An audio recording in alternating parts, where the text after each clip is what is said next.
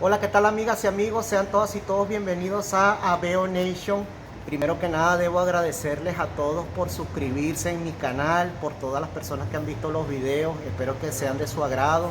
También quiero reiterar el agradecimiento eterno a Autosilenciadores Negrón, a la gente del señor Carlos, el señor Jesús Ortega y al señor Frank Abunazar por este grandísimo apoyo, al igual que el patrocinio de Underblue Radio desde Argentina.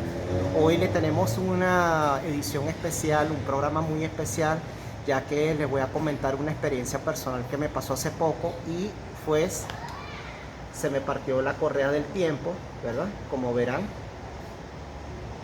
Y quería comentarles que estas cosas suelen suceder para todas las personas que son dueñas de un Chevrolet Aveo, de un Daewoo Calo, de un Holden Barina y todas sus variantes. Entonces quise hacer este programa para mostrarles cuáles son las consecuencias, qué es lo que te pasa y qué podemos hacer al respecto con esto. Y les voy a también dar unos tips acerca de qué repuestos deben comprar y qué es lo que tienen que hacer. Como verán aquí, cuando a uno se le parte la correa, lo primero que pasa es que normalmente uno dobla las válvulas. Estas son las famosas válvulas que lleva el Chevrolet Aveo. En total son 16 válvulas, 8 de admisión y 8 de escape. Entonces, normalmente cuando se parte la correa, siempre, lamentablemente, van a doblar las válvulas. Esto pasa a consecuencia de que cuando el motor está girando, este es el pistón y él va subiendo y va bajando y hace este movimiento. Al partir la correa, pierde el tiempo de sincronización y por ende las válvulas cuando reciben el golpe del pistón se doblan y esto es lo que pasa. Entonces, como verán aquí, se me doblaron las 16 válvulas, hay que reemplazar lo que son las 16 válvulas. Al igual que mucha gente que le ha pasado que cuando van a cambiar las válvulas, yo les recomiendo que cambien los gorros. Estos son los gorros que van en las válvulas, ¿ok? Estos son los taquetes, los famosos taquetes, igual llevan sus 16 taquetes, ¿ok? Y bueno, y aquí ya tenemos la cámara del motor ya desarmado. También les quería comentar que cuando doblan válvulas, pasamos por acá, cuando se doblan las válvulas, normalmente los que son el asiento de las válvulas sufren y por ende hay que llevarlo a la rectificadora. Esto es la parte de lo que llaman la cámara, hay que llevar la rectificadora a la cámara para que le hagan la rectificación. Entonces, ¿qué es lo que pasa? Cuando también al doblar las válvulas van aquí, como verán, cuando doblan las válvulas, aquí toda esta parte que está aquí sufre, ¿ves? Y entonces también se pueden dañar o se pueden averiar o se pueden rayar.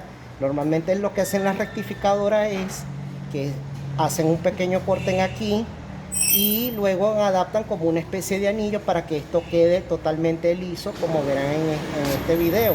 Afortunadamente a mí no me pasó nada, la cámara no sufrió, ¿ves? Lo que llaman el asiento de las válvulas no sufrió para nada. Otra de las consecuencias cuando se parte la correa del tiempo, como ya habíamos dicho anteriormente, las válvulas se doblan, ¿verdad? Y por ende también los pistones se rayan, ¿verdad? O crean como un intenso golpe, pero esto lo provoca la válvula también, porque las válvulas van aquí junto con el pistón, ¿ves? Entonces normalmente los pistones se rayan, ¿verdad? Y también eso hay que reemplazarlo. Afortunadamente los pistones de mi motor no sufrieron, como verán están relativamente lisos, están sanos y no amerita esto. Cabe destacar, y es muy importante saber esto, que no a todos van a correr con la misma suerte que yo tuve, ¿ves? Entonces la mayoría de los casos los pistones también se pueden rayar y esto también hay que reemplazarlo. Bueno, señoras y señores, esto ha sido todo por hoy. En un próximo video grabaremos otros tips interesantes, que es lo que tienen que hacer con el procedimiento o el proceso a seguir para el montaje del motor de nuevo. Y también les voy a dar unos tips de unos repuestos, cuáles son los repuestos más adecuados que deben comprar.